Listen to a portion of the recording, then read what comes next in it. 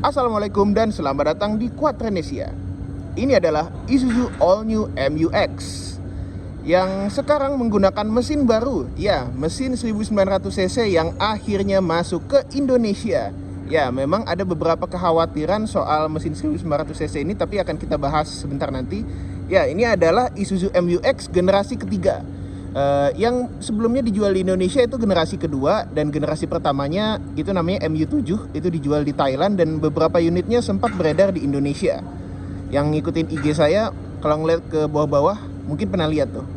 Nah, mobil ini memang cukup menarik sekarang ya, karena sekarang dia menggunakan mesin 1900cc Blue Power Diesel dengan spesifikasi dia sudah Euro 4. Kalau kita lihat dulu mesinnya, ini memang hebat sih ya. Mesinnya cuma 1900cc, yang mana kalau misalnya mobil-mobil kayak begini tuh mesinnya 2400cc atau mungkin 2500cc. Nah, ini dia mesinnya. Dia tenaganya sekitar 150 PS dengan torsi 350 Nm. Disalurkan ke 4 roda dengan menggunakan transmisi 6-speed automatic dengan menggunakan Tiptronic juga. Akinya tentu saja ada di depan ya, khasnya mobil Jepang. Ini mobil produksi Thailand, jadi masih CBU Thailand, dan kap mesinnya sudah dicat dan ada peredamnya. Dia juga pakai tongkat-tongkatan, nggak pakai hidrolik. Kebetulan kap mesin ini berat sekali, jadi saya turunkan saja. Ya, tentu saja dia juga pakai lampu proyektor model LED seperti ini. Lampu sennya masih bohlam, dia juga ada DRL gitu ya. Dia belum ada fog lamp sih. Jadi memang mobil ini adalah tipe basic yang akan dipasarkan secara langsung oleh Isuzu Indonesia dengan harga 559 juta. Untuk yang tipe tertingginya, rencananya akan dibawa tahun depan. Nah, itu kononnya dia akan punya fitur-fitur seperti ada selalu juga kemudian beberapa tampilan dan tambahan-tambahan detail kemewahan lainnya. Untuk mobil ini memang dia lebih ke tipe basic, makanya memang kalau kita lihat ya, segmentasinya lebih untuk tambang, makanya dia juga nggak ada krum-kruman, bahkan juga dia juga handle-nya juga masih plastik biasa, dan juga spionnya dia pakai plastik biasa. Nah, kalau kita lihat nih ya,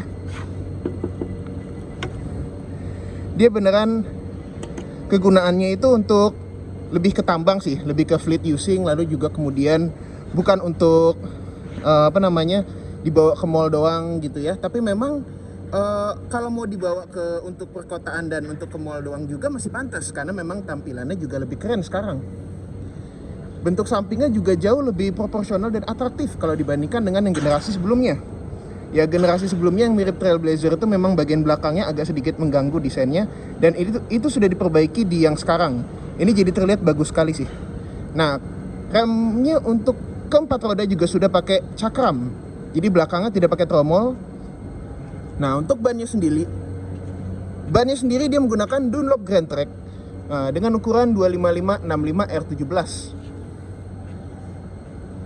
Dia ada lampu sen di bagian samping. Dan untuk bagian belakang ini detailnya agak cukup bagus sih. Dia kasih tulisan MU-X di bagian situ. Ada stiker 4-wheel drive. Ada 4 titik sensor di belakang. Dan lampu belakangnya memang sudah LED, tapi untuk sennya masih pakai bohlam. Nggak apa-apa sih. Dia sudah dilengkapi dengan defogger dan wiper yang kecil sekali. Kita buka dulu bagasinya. Dia sudah dilengkapi kamera mundur ya. Nah, ini untuk bagasinya. Tentu saja dia 7-seater yang bisa dilipat rata gitu ya. Ban serep ada di bawah. Ini toolkitnya, tempatnya diletakkan di sini. Cukup rapih. Ini ada hook juga. Ada slot 12 volt dan juga lampu untuk bagasi. Nah, memang untuk bagasinya sendiri kita bisa lihat, karena ini ada jok baris ketiga, dia ngasih cup holder juga ya. Memang nggak ada colokan USB, tapi nggak masalah. Untuk pelipatan joknya juga cukup mudah sih sebetulnya. Ada AC belakang juga. Jadi kalau untuk urusan AC memang mudah ya. Jendela belakang agak kecil, seatbelt sudah tersedia. Nah, nutup bagasinya tuh cukup soft gitu lah ya. BTW, karena mobil ini aslinya bakal ada tipe yang nanti punya power back door. Jadi memang ada dummy-nya di sini ya. Nanti untuk yang tipe luxury kemungkinan dia punya power back door. Nah, kalau kita masuk ke kabinnya, ya memang kuncinya kunci biasa sih ya. Masih belum yang keyless. Untuk unlock dan lock begini. Spionnya juga masih manual. Begitu kita masuk ke dalam kabinnya, yang langsung kita bisa lihat itu adalah jadi memang dia masih pakai plastik keras di sini, tapi ini juga cukup solid. Tapi dia masih ngasih bahan fabric di sini, dan ini cukup memberikan kenyamanan bagi sikut Anda. Jendela sudah auto untuk yang driver saja, pengunci pintu, lalu juga kemudian ini untuk mengatur sudut cerminnya ya. Jadi memang bener-bener lekuk manual doang. Handle-nya cukup besar, jadi cukup ergonomis juga, tapi memang dia nggak pakai chrome. Nggak perlu juga sih. Ada cup holder di situ. Lalu kemudian ini ada headlamp leveling dan untuk mematikan AC belakang. Di sini dia punya cup holder yang memang agak kecil. Ini cocoknya buat aqua gelas dan aqua botol, tapi nggak masalah. Aqua botol 1 liter tentu saja tidak masuk di situ ya. Nah, joknya sendiri masih manual. Mungkin nanti untuk yang tipe luxury-nya nanti dia bisa kasih jok elektrik. Kita masuk dulu ke kabinnya. Nah, untuk masuk ke kabinnya memang belum dilengkapi dengan footstep ya, tapi nggak masalah lah ya. Terutama bagi Anda yang kakinya tinggi, ini masih cukup memadai. Ruang kakinya cukup memadai. Kita start dulu kuncinya, masih menggunakan kunci biasa.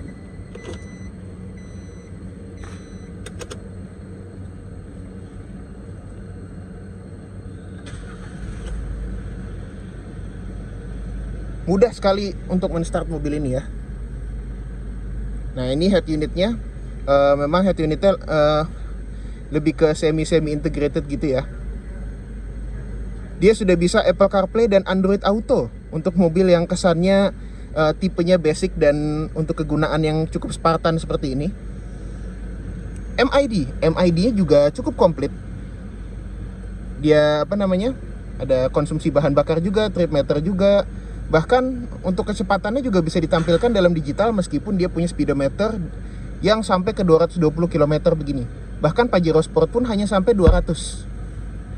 Nah, dashboardnya sendiri bisa kita apresiasi juga ya. Ini peningkatan yang jauh lebih bagus daripada generasi sebelumnya.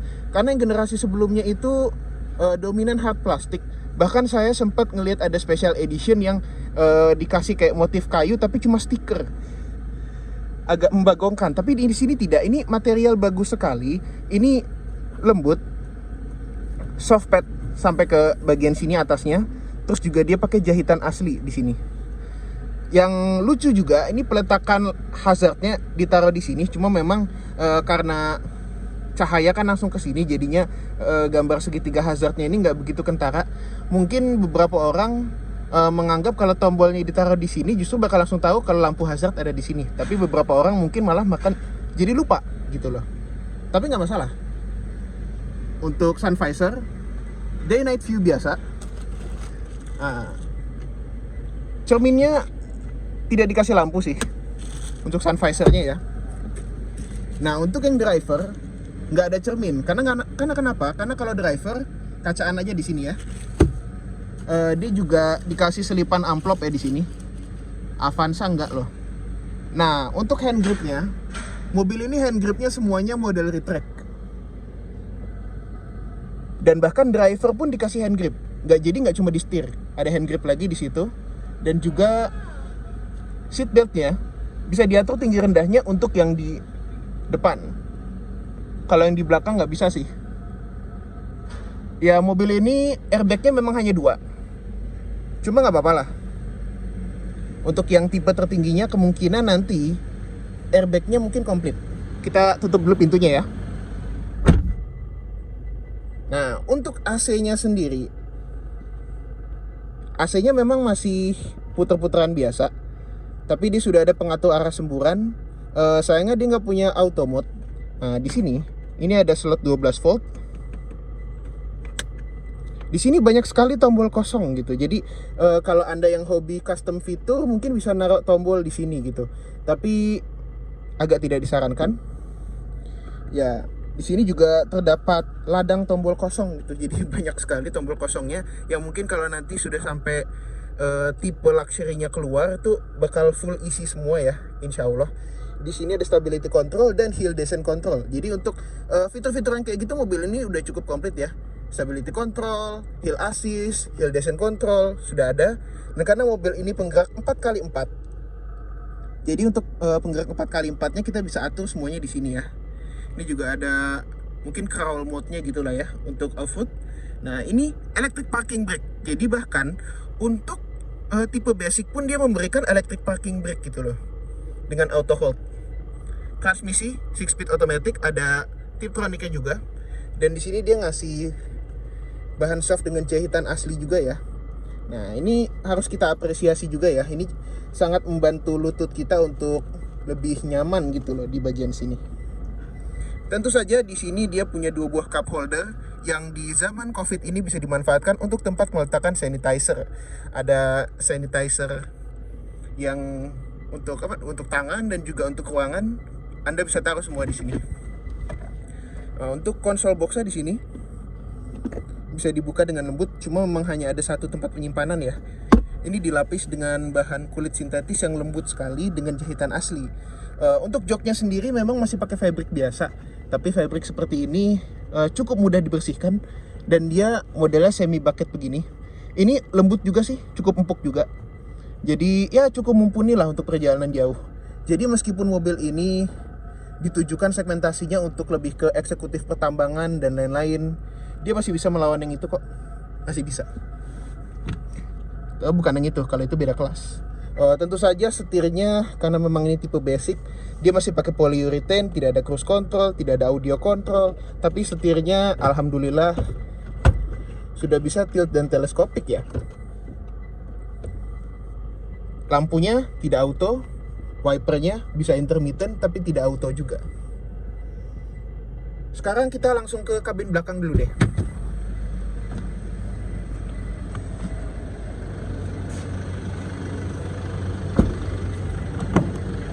Masuk ke kabin belakang, ini kita bisa lihat selain speaker di bawah, dia juga ngasih tweeter untuk penghuni baris kedua. Ini juga cukup bisa kita apresiasi ya. Memang door trimnya sama seperti di depan, full hard plastik dengan fabric di bagian sini. Handle-nya yang sangat besar, ini sangat ergonomis sekali. Joknya sama-sama pakai bahan fabric yang cukup lembut.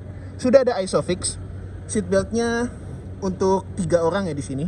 Dan di sini dia punya slot 12 volt. Jadi Anda bisa ngecas HP Anda di kotak ini, meskipun mungkin harus switch ya antara yang duduk di sana sama di sini, karena apa namanya? Memang hanya ada satu. Kita juga bisa lihat di sini nggak ada kantongan sama sekali. Cuma nggak apa-apa, nggak butuh-butuh amat.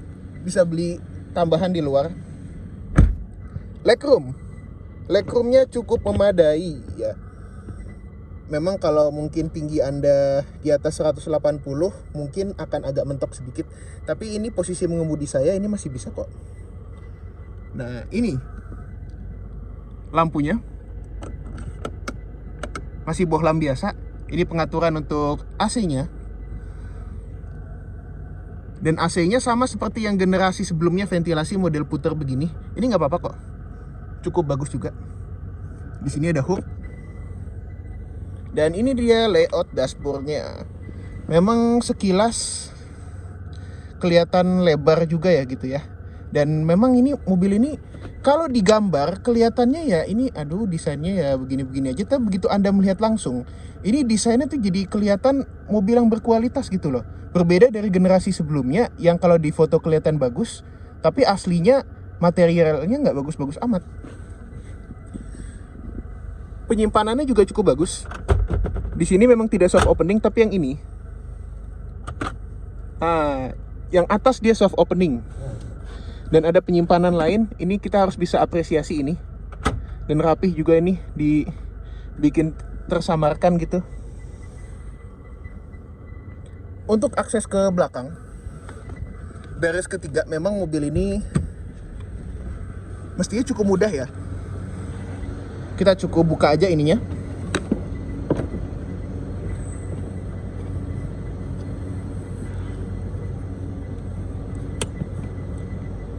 Aslinya bisa lebih ke one touch tumble gini, dan ini bisa ditarik untuk diangkat gitu ya. Tapi memang space-nya memang tidak begitu luas dan tidak begitu besar. Tapi masih cukup memadai sekali. BTW ini joknya bisa cukup rebah loh. Agak direbahkan seperti ini, dan ini cukup nyaman untuk perjalanan jauh. Singkatnya, 559 juta dengan kelengkapan sedemikian. Memang mobil ini bukan yang paling banyak fitur di kelasnya, tapi setidaknya sampai nanti tipe luxury-nya keluar. Tapi kalau untuk Anda menggunakan ini untuk transport tambang sebagai seorang eksekutif tambang, lalu juga kemudian untuk pekerjaan yang membutuhkan mobil yang cukup robust gitu ya, lebih bandel gitu, mobil ini bisa jadi pilihan. Dan Isuzu juga menjamin daya tahannya meskipun dia menggunakan mesin yang jauh lebih canggih gitu. Kita harus apresiasi usaha daripada Isuzu Indonesia untuk tetap mengembangkan teknologinya dikala tuntutan masyarakat menginginkan mobil yang bandel. Mobil ini sendiri juga punya water wading sekitar 80 cm, jadi bisa ngelewatin air maksimum 80 cm ya. Cuma memang melewatin air bukan berarti didiamin di air, karena agak berbahaya itu. Apalagi mobil ini pakai electric parking brake, yang mana kalau misalnya Anda diamin itu di air, bahaya, takut korslet nantinya. Pajero Sport saya dulu begitu. Semoga mobil ini tidak. Oke. Mobil ini cukup menarik, apalagi dia 4x4. Jadi secara pemakaiannya, kalau misalnya Anda pakai mobil ini bener-bener untuk mungkin off-road atau juga misalnya untuk pemakaian di tambang dan tempat-tempat yang jalannya jelek, mobil ini bisa sangat bermanfaat sekali.